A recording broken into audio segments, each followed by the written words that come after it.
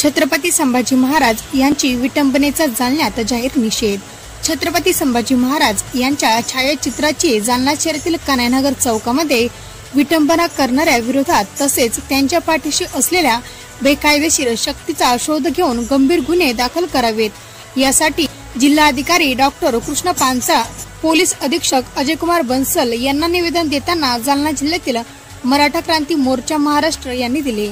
यावेळी उभाटा शिवसेनेचे प्रवक्ते डॉक्टर संजय लखे पाटील, भाजपचे शहरप्रमुख राजेश राऊत, मराठा महासंघाचे अशोकराव पडो, शिवसेनेचे महानगर प्रमुख विष्णुभाऊ पाचपुले, प्रशांत वाडेकर आदी मोठ्या संख्येने उपस्थित होते। Bureau reporter Mahamay news Jalna.